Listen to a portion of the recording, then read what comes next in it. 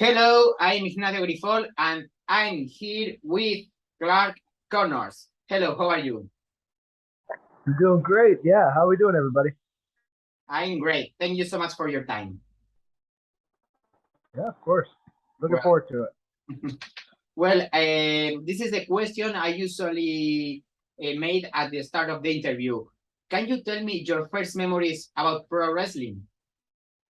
Oh, we're jumping right into it. My first memories of pro wrestling. Well, it was I started training at the Lance Storm Training Academy in Canada, Hmm. and I think that was the first time I ever stepped in a ring. But in terms of just pro wrestling in general, the first thing I ever watched was I think it was a SmackDown for Hmm. Friday night. I was just flipping through the TV channels, and I saw Undertaker, and I think he Oh. was wrestling. I can't remember who he was wrestling, but the other wrestlers had blood all over his face. Hmm. And I was like, whatever this is, I'm falling in love with it. So I started watching wrestling right then, and I didn't miss an episode for probably 5 years after that. So that's when I started falling in love with wrestling. Nice. Undertaker was my first memory too. A match against Mr. Kennedy. Yeah. Oh, that was that match. Yeah. Yes, it was the Really. same match. Oh my God. That's crazy. That was your first one too. That's so cool. It was like, yeah. There was blood everywhere. I think did he throw him off the state or off the top of the Titantron or whatever around Yeah. that area? Yeah. Okay. Yeah. That's insane. That's my first one. Yeah, I think so because Undertaker and Kane had a feud against MVP and Mr. Kennedy, I think. I think so. No, it sounds right. Yeah. Oh, That's awesome. oh my That's God. crazy. Look Yes. at that. And why did you decide to become a pro wrestler? Probably right when I saw that happen. Right when I started watching wrestling, I knew I always had a flair for the dramatic. Hmm. And I always was into sports, and I played football since I was, American football since I was in maybe third grade, second grade. So I like to I found something that mixed the two together, and that was pro wrestling. So I think when I started really just watching wrestling every week, I thought it was something that I really wanted to do. Oh, great.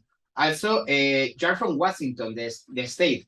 So I think that there is no much wrestling there. So you travel to Canada, right? To train with Lance Storm. I did, yeah. So when I was coming up, and now the Washington scene and the whole Northwest scene up there is actually doing a lot better. They got some really good promotions, but kind of when I was starting to train, there wasn't much, and I've always wanted to go and train with the best. And I've always heard that Lance Storm was the best, and Hmm. he is one of the best trainers, in the world.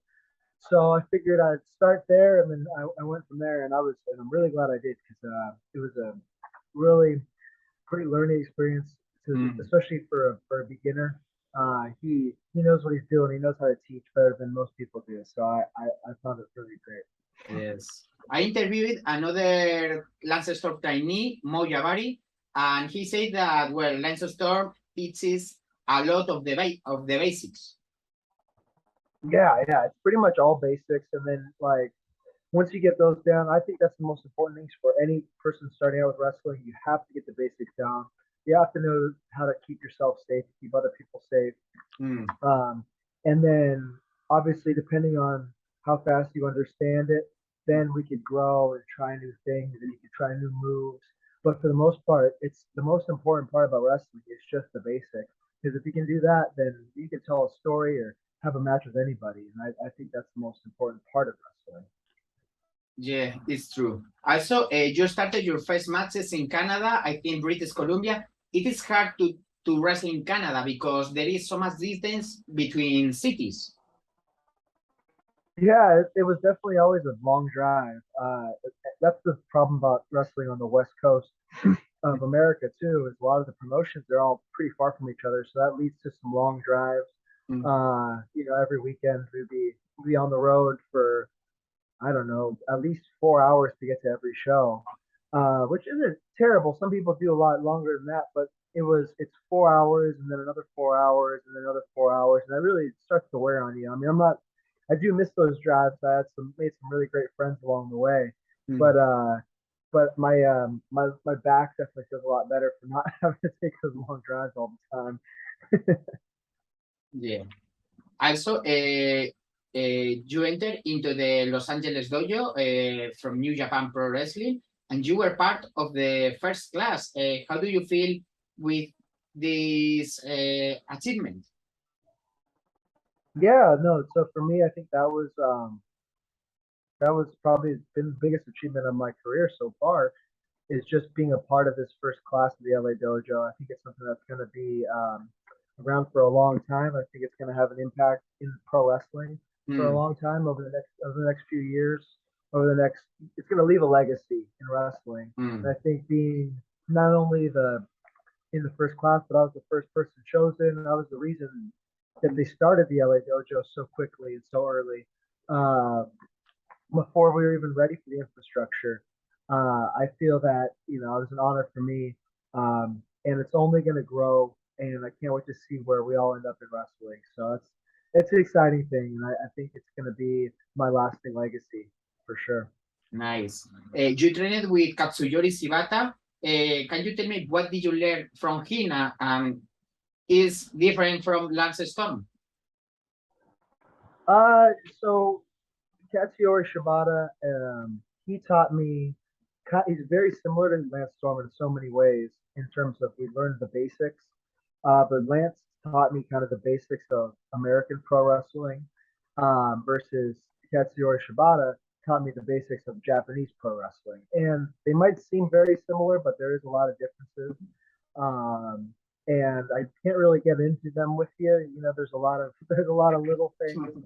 Um, but you got to keep some things, to myself. But yeah, I think it was a lot of the same basics, and then from there, we just the training styles themselves were a little different in the sense that Shibata was more like a finishing course too, versus Storm was more of like I call it my elementary and middle school, my primary school training, because a lot of the people there, not that Storm couldn't teach more than that, but it's just that there was a lot of people there who were all brand new to wrestling versus when I went in the LA dojo, we knew a lot more about wrestling already, so we could kind of move on quicker to more college level things.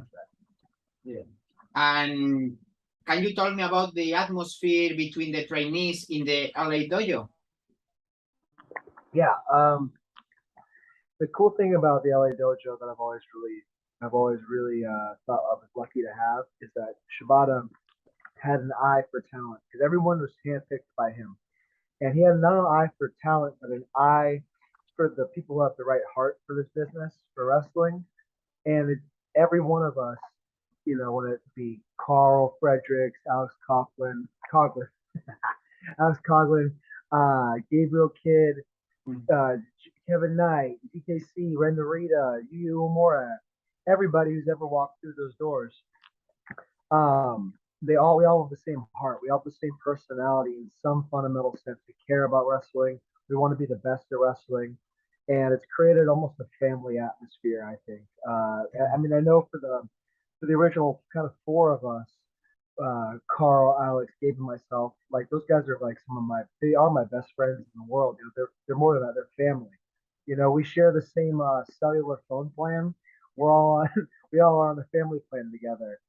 So if that's not family, I don't know what is really. Nice.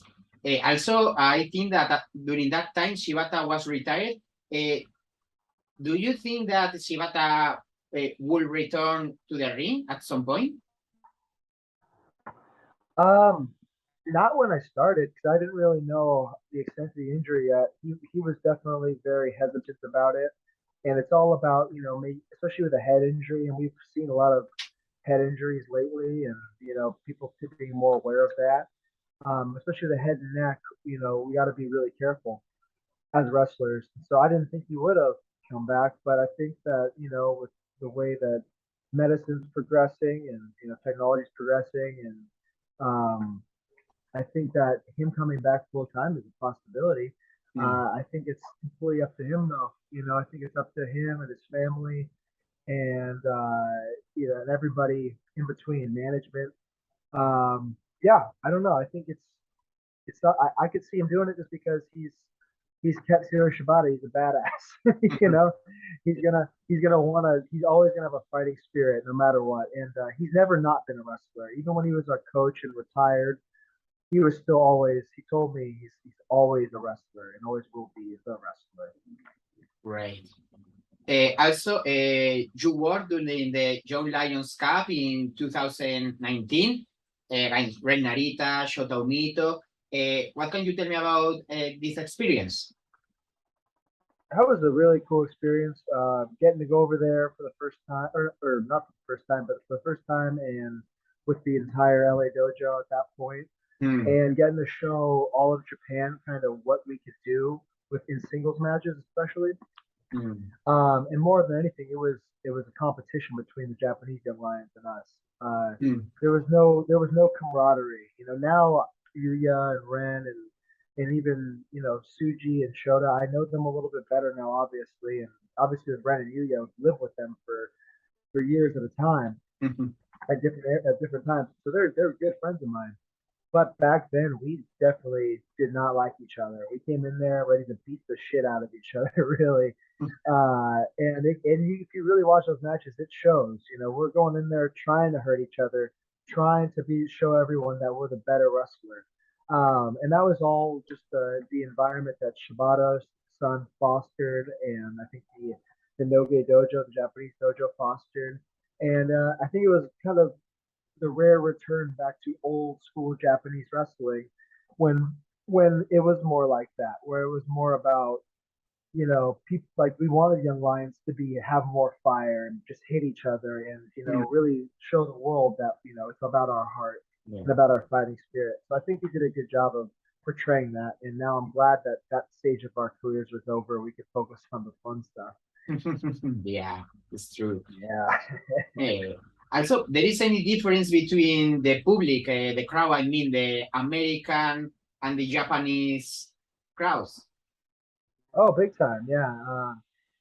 In an American crowd, and I'm sure it's probably similar over where you're at in Spain, is if you're at a pro wrestling show, you get crazy, you get wild, you get loud, right? And I think the crowd is just as much a part of the action than anything. But in Japan, even obviously before the pandemic, and before COVID, they always do have a tendency to be very quiet because they're very interested in what's actually happening in the ring. It's not about the big moves, it's not about the slams. They really enjoy just watching the intricacies of two guys hand wrestling and fighting and gaining position, right? And then they do obviously come up and they cheer and go crazy when they see the big moves. But it's more about the wrestlers themselves than it is about the crowd. I think a lot of times in American wrestling, the crowd is they're their own character almost. They're their own part of the match, part of the show. And in Japan, I think they do a better job of letting the wrestlers be the show and be the reason that they're there. But at the same time, I love American crowds just as much. Yeah. I think they both have their qualities that I really enjoyed, and I think it's all part of the show. So it's all fun. Also, you have worked on GCW. It's one of the craziest people I have seen. Yeah. No, they get crazy over there, And once again, that's just part of the reason people they like that product. They're drawn to that product. That's that. Yes. Also, you have an enemy and a friend in TJ Perkins because you have matches with him and work together on the Super Junior Tag League. What can you tell me about your experience with TJP? Well, TJ was someone that he was actually good friends with Shibata. They both kind of came up around the same time. And Shibata actually introduced the two of us together, and he told me, I remember we were backstage at a show, and he goes, Clark, come here. I want to introduce you to TJ. And basically, because he said he wanted him to mentor me a little bit, show me, because he's also a junior, and he's been doing it, getting along as people. I always thought that he was a great mentor. but then just like everything else, sometimes people get jealous, Mm, and he saw how much I was progressing mm. within wrestling. And I think that when Osprey started up the United Empire and got a hold of him, it was a good opportunity for TJ to spring higher up on the card and pick up a championship as he did later on. So yeah, so that pissed me off, and I got to whoop his ass a little bit, which I enjoy. And as much as I love learning and tagging with TJ, I love beating him up even more. I'll tell you that much. Right. Also, now is the sad part of the interview because 2 years ago we have the pandemic, the COVID pandemic, and suddenly people couldn't travel to Japan. I mean, Japan was closed. So, how do you feel in the dojo? Yeah, it was hard. Yeah, it was hard. Just I think that the pandemic affected everybody, obviously, and the problem with us was we were at that spot where like at least me personally, and I know it extends to Carl and Alex too. We were at the spot where we were about to kind of take off and not be young lions anymore. We were going to start these, our new journey into like going to Japan and kind of getting the opportunities, right? And it just happened right at that perfect time where it shut us down and it stopped us from doing that. And so basically, just like everybody else's lives, it stepped them back about 2 years. Set us back about 2 years. And so basically, we had to wait for the pandemic to end, and then on top of that, Japan is still basically in the pandemic for some reason. Obviously, they're being safe and Japanese culture to take their time, but it's ridiculous over there. I think that there's still minimal cheering. It's they're slow when it comes to public health things sometimes, and that's their culture. I'm not going to diss it, but it's definitely set my career and a lot of the LA Dojo guys' careers back. But I'm once again, public safety is the most important thing in public health, obviously. So I can't complain, and it also allowed me to experience more things in my life.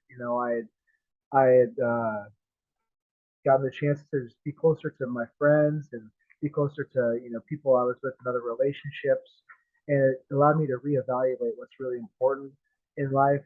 But also at the same time, you know, I do wish that it could have happened maybe a year later if it was ever going to happen, just so I could have had a little bit of momentum going into it, and my momentum wouldn't have been completely killed. But here we are, and we're making the most out of it, just like everybody else.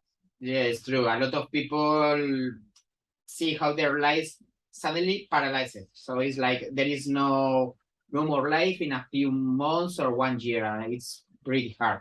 You keep training and working on New Japan Pro Wrestling Strong, and even you won the Lions Break Crown. Yeah, that was a cool opportunity. That was the inaugural Lions Break Crown tournament, and yeah, that was something that I think that it was kind of it's hard to explain. I would say that's kind of a placeholder tournament to what I should have been doing in Japan at that point. Yeah. I think I'm very happy. I was the winner of that tournament. It was kind of showing everybody that like, oh, if it weren't for the pandemic, if it weren't for where we were at that time, I would be in Japan winning tournaments over there too. So it was really cool for me to get to show everybody here in America, and being the first and only right now Lions Break Crown champion is something that I do hold dear to my heart. It's probably my biggest accomplishment in terms of titles in New Japan. Yes. Definitely. Yes. Also, you challenged Tom Lawlor for the Strong Openweight Championship. What can you tell me about your match? Yeah, that was a cool opportunity. Tom, I've always thought Tom Lawlor. I've known him since I started wrestling, actually, because he was kind of coming back to wrestling around the same time that I was starting out. So I knew him from the independent circuit, and I always was friends with him, and I always respect the hell out of Tom because he's one of the guys who could actually beat your ass anywhere. He's in the UFC for God's sake. And so for me, it was cool to get the challenge him and show everybody that I am on the level of I'm worth winning a championship. And it was a bummer, you know, that didn't win, obviously, but it was cool for me to show a different side of my wrestling acumen. You know, I know how to. People know that I go crazy in the ring. I try different shit. I'll jump out of the ring and spear you out through the ropes, whatever it might be. But it also allowed me to show off a little bit of my personality as well, because Tom Lawler brings that out in everybody. I'd say. Yeah. Also, for the readers, so they can understand, what means for you or any wrestler to graduate from a young lion to a wrestler? I mean, what's the meaning after all of this? Yeah, so the way I put it is, if you don't watch Japanese wrestling, a young lion basically is, if you play, say you play like the new WWE 2K game, right? It'd be like when you turn on your you're creating a character. It's a young lion's the basic guy in black trunks who's just sitting there going back and forth, and you're learning. You know, you can have very basic moves, right? But after that, no one wants to be that though, right? No one wants that to be their character. Everybody wants to have a cool outfit and have a cool name and do cool moves, right? So, but you have to Minoru Suzuki. Exactly. Well, yeah. Yeah, Katsuo Shibata, actually. That's a good point. But you know, for most people, they don't want that. They wanna have, you know, a character about them. They rather be Stone Cold. They rather be The Rock than to be just create a character number six. And yeah, so basically, from graduating, in Japan, in New Japan especially, you have to earn that though. So being a young lion is, you have to grind and put in the work and show everybody that you're ready to show your personality, to show who you really are and want to be as a wrestler. And so that's what graduating is, and you get to kind of make your way into the wrestling world and be a real wrestler is what I call it. Yeah, so I think that's what I was luckily, you know, I finally got through the young lion stage, and you get to see more of my actual personality. So I am the wild rhino. There's a reason that people call me that. You know, it's inside, it's outside of the ring. I like let's get wild, let's have a party. You know, drink some beers, drink a lot of beers, and then in the ring, go beat the shit out of someone. That works for me. Yeah, that's great. That's great. Also, you returned to New Japan as part of the Best of the Super Junior in 2000 this year. What can you tell me this experience, your tournament as a real wrestler? Yeah. Yeah, I think that was cool because it was the first time I got to realize that a lot of people in Japan, you know, they do watch New Japan Strong, but not everyone does. So for a lot of those fans, they got to see me return back for the first time as this whole new person. Because the last time they had seen me, if they even remembered me, I had short hair. I was wearing the black trunks. I would just run out to the ring. And I remember people in Japan were just like, "Oh, Clark Connors is coming back. I remember him. I remember him." And then when I came out for the first time, especially, I had my cowboy hat on, I had my vest on, I had my whole outfit, my new music, the whole nine. And that's not even something I had when I was wrestling on Strong. I had a different outfit completely. I went all in and tried. I became kind of the wrestler that I wanted to be finally. And I remember the crowd was just like, "Oh, what?" And they couldn't speak because of, you know, the COVID situation, but there was an audible gasp like, "Oh, wow. Okay, this guy's a real wrestler. He's cool, you know, I like him, you know, see this." And so from there, it was a great opportunity for me to show everybody in Japan who I am now as a wrestler. And obviously, I didn't do too well. I think I only got 8 points in the tournament, so that's a real bummer. But it was good for me to show everybody kind of what to expect in the future from Clark Connors. Yes, it's true. The outfit is really important for the wrestler. Yes. Yeah, the clothes make the man sometimes, I'd say. But you know, I wouldn't live by that motto, but sometimes it does apply. Yes, of course. Well, also this year you entered in a tournament for the All Atlantic Championship and you defeated Tomohagi Honma. Can you tell me your match against him? Because since he had the neck injury, it's hard to wrestle with somebody that has this problem in the past. Yeah, a little bit. You know, I think the most important thing is if you're going back in the ring, this is something that I think is important for every wrestler, you know, myself included. I'm coming back off a herniated disc injury right now. If you're Yes. coming back in the ring, you know the risks you're taking. And for a guy like Hanma, I think I respect the hell out of him. He's a veteran. He's a badass dude. He's crazy.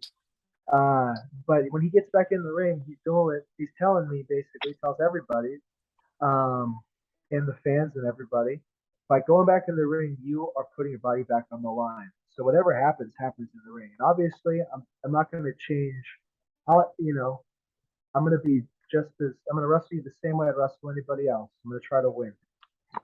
And so a guy like Hanma, you know, I know he's got neck issues, but I'm going to hit him just as hard as anybody else. And I know that he'd be mad if I did because he wants to be treated just like every other wrestler. So the same thing for me when I come back now with my back injury. I know that you know I might not be 100%, but I'm going to go in and I don't want anyone to treat me different because of that. I Yeah. want them to hit me. I want to just keep fighting just like they would personally. Yes. Also, in the tournament, you lost against Ishii, but Ishii can attend to the event and you replace him. What can you tell me about how did you feel when they told you you are going to replace Ishii? Yeah, I mean, I don't like losing, but if you're gonna lose, might as well still get a shot at the title, I guess. Hmm. Yeah, I was mostly just, I don't even think I had feelings about it. I think I heard he was hurt, and that I don't like anyone getting hurt. But when they told me, okay, he's got an injury, we need you to replace him, I said, okay. I didn't have time to think about it. So basically they told me, and in the next, I don't know, couple, you know, within the next day, I was on a plane to America, flying in, and I was wrestling within the next, I don't know, 40 hours from being told. So, so I didn't really have time to process it. Obviously, I felt really bad for Ishii for his injury, but that being said, I wanted to make the most out of my opportunity to try to win that championship on a big stage, Hmm. and I didn't. But you know what? It was a great experience, and I'm glad I got to be a part of that story. And I think in the future, you'll see a lot more Clark Connors in AEW, and I think there's gonna be more chances to win the titles over there. Yes. Also, you faced three big horses like Miro, Malachi Black, and Pac. Uh, who was the hardest wrestler? Well, those guys are all three big time veterans. Um, let's see. I think Malachi probably kicks the hardest. Minoru threw me the farthest, and Pac damn near choked me out, almost broke my shoulder. So yeah, I think they're all pretty equal and all that. They all have their strengths and weaknesses. Not many weaknesses, I'd say actually, but they were all equal in their, or they all had their own ways of making me hurt, which was cool. Yes. Can you tell me what kind of atmosphere was in backstage? I mean, the New Japan wrestler and the All Elite wrestler together. Yeah, backstage, yeah, it was cool. It was a very, very packed locker room. I'll say that much. Like the thing about Japan is they are very good about, you know, even in smaller venues, giving you a lot of space. You know, every single faction, every single team has their own locker rooms, and even if you know Lij only has whatever the five guys in it, they get their whole big room, and you know so does Bullet Club, so does everybody else. Versus in a venue with so many people, even though it was a big venue, you know there was just so many people there. You know, there's half of the New Japan roster, and a lot of the AEW guys were there, like half of them. So we were just packing a lot of people into a small space, which is good because you got to you know see and interact with different people. Um, and the catering was really good. I'll give them that. You know, there's good food. But yeah, it was fun. It was a good experience to see how they run things over there. You know, I love how New Japan runs their shows, and their backstage. But I also got to see how they do it on these big venues. for AEW as well. So they all both have their pluses and minuses, I'd say. We are talking about Forbidden Door and all of this. At the time that All Elite Wrestling started, this was like several questions about they're gonna work with New Japan or something. Did you see at that time that All Elite Wrestling would work with New Japan? Yeah, I thought so. I think that just hearing from different people and knowing how many of the wrestlers knew the wrestlers, obviously had connections with them. Obviously, the elite guys got big into New Japan wrestling. I think there was always an idea that there would be some crossover. I'm glad there is, because it's a good way for people in America to see the Japanese talent and the Japanese fans to see American talent, and I think it just helps grow wrestling as a whole. So I'm very glad that AEW and New Japan have started to work together, and I think it's going to continue on for a long time. Yes. Well, talking about your injury, because you suffered an injury a few months ago, and you were booked to work at Ric Flair's last match. How do you feel when you got injured and you lost the opportunity to perform at this event? Yeah, that was a tough one for me. I think that whole week, basically leading up to it, I got injured the week before. I was supposed to do a couple of really big events. We had two events over there in the Nashville, Charlotte area, and I had a triple threat match with Hiromu, Takahashi, and El Desperado, which would have been a big main event opportunity. I also had a match against a championship match against Davey Richards for the MLW middleweight championship, and then obviously I got been on been on that Ric Flair show. So it's three really huge opportunities. And honestly, I was just more bummed about the fact that I didn't know if I was going to be able to walk again from my injury, so I wasn't thinking about the actual matches that much at the point.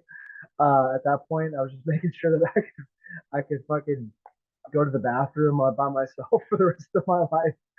But looking back on it, that's just how the world works sometimes. It's kind of how Ishii getting hurt gave me the opportunity to be at the Forbidden Door. Sometimes you get opportunities because people get hurt, and sometimes you're the one that gets hurt, and opportunities are made from that. I know that Blake Christian got a big opportunity, and he filled in for me in a couple of those spots, and it's given him a big boost to rise to his profile. And I got to be happy he took the ball and ran with it. I can't be mad, and I know that when I come back now, they trust me to be in these spots, and I'm gonna prove it to everybody that there's a reason I should be in those matches, and I should have been on that show. And it is a bummer because I would have loved to have met Rick and all those guys, but it seems like a fun fucking locker room. I'll tell you that much. So we would have had a good time. But you know what? Past the past. I'm sure Ric Flair will have another last match at some point. It's knowing Ric Flair. Yes, maybe Ric Flair is gonna have another match. I don't know. That's what I'm saying. I wouldn't put it past him. Yes, or Rick Steamboat last match. Exactly. Yes. Also, you are going to face Minoru Suzuki at Rumble on the 44th Street. This is your return match, right? Yes, it is. Yeah, no, it's been about 3 months since my injury, and I've been itching to get back in the ring. I'm feeling about 85, 90% right now, with my back. I've been training to get back in the ring. I've been working on some super secret stuff, some new techniques, working with a couple, new trainers even, just to help me get back.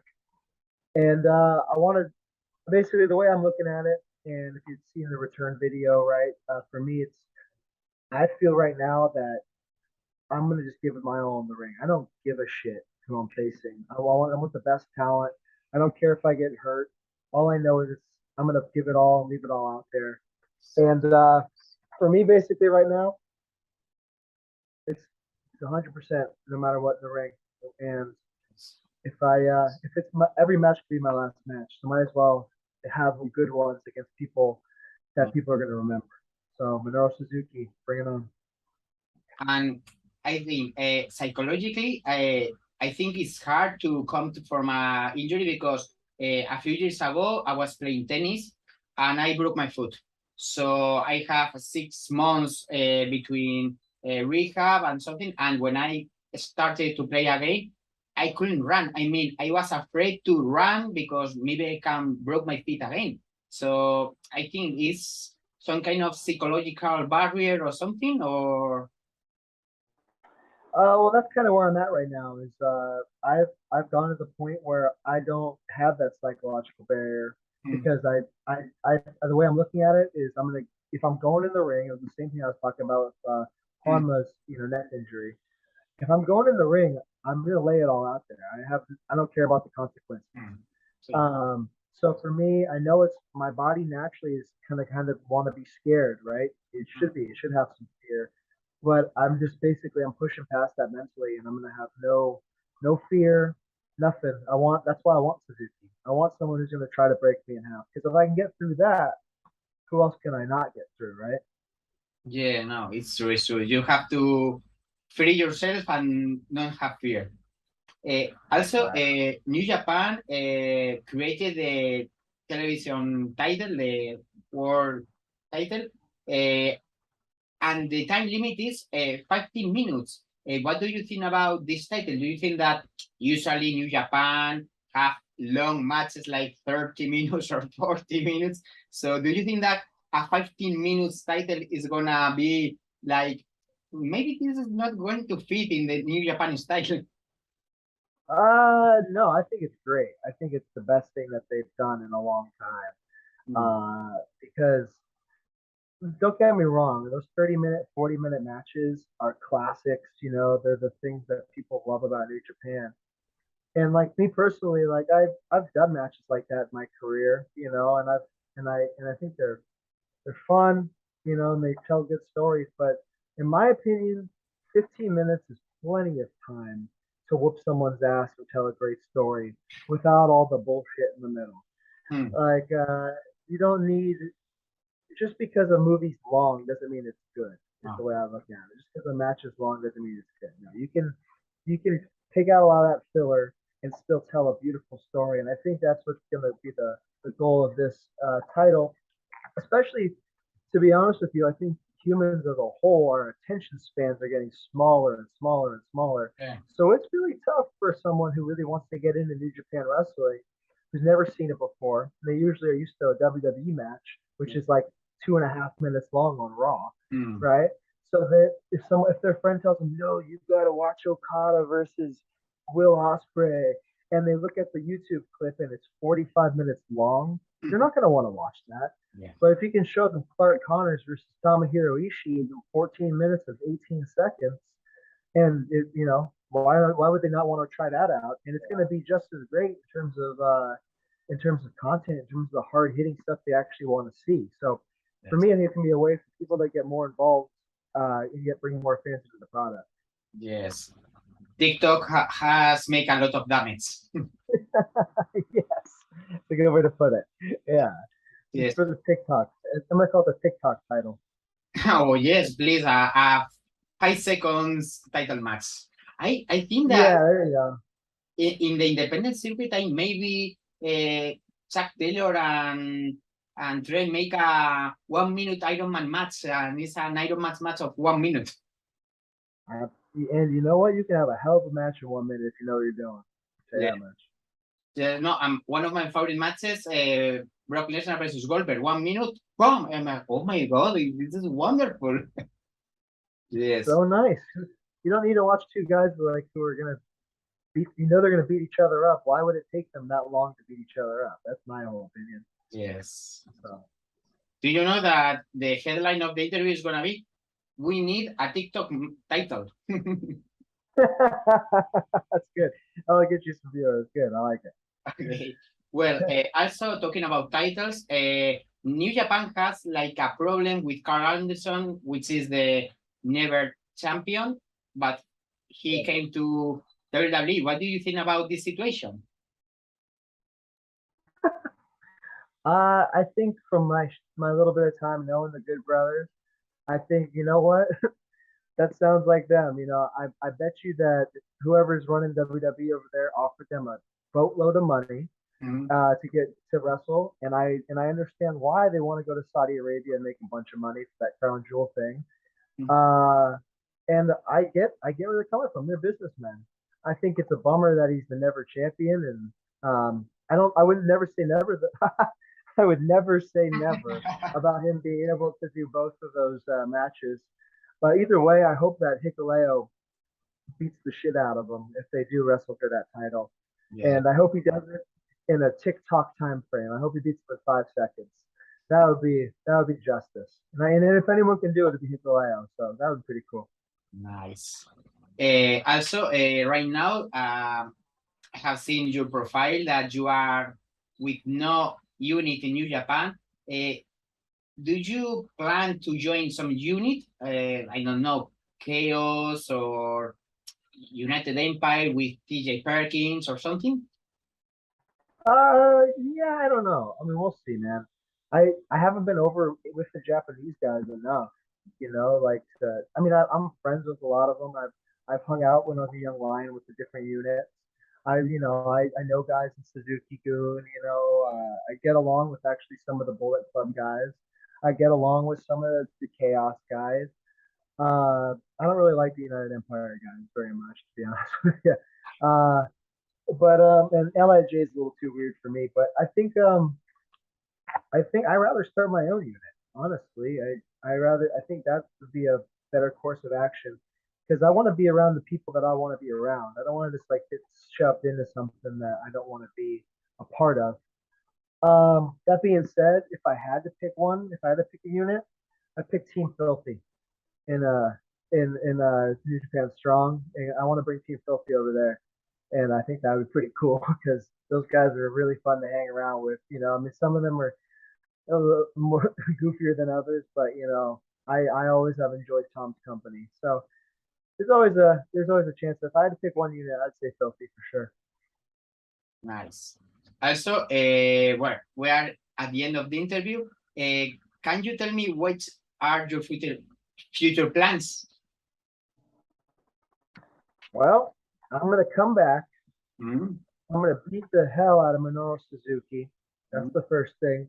Yes. The next thing is I'm gonna get my butt back to Japan in the first time I can get back to Japan. And I'm gonna go over there. I'm gonna start winning titles. I'm looking at the New Japan World title, the TikTok title itself.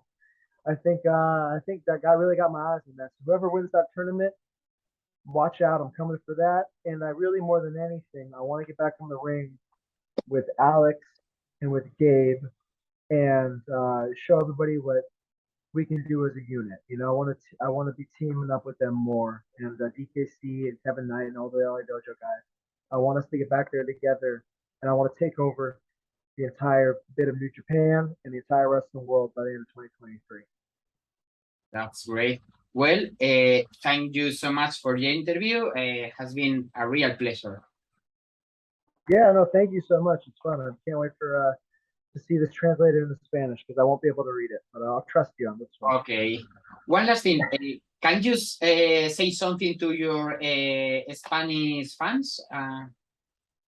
Yeah. In Spanish? In Spanish? Oh, God. Or English or Japanese, whatever you want. How do you say? Okay. Here's what I want to say. I got to think about it.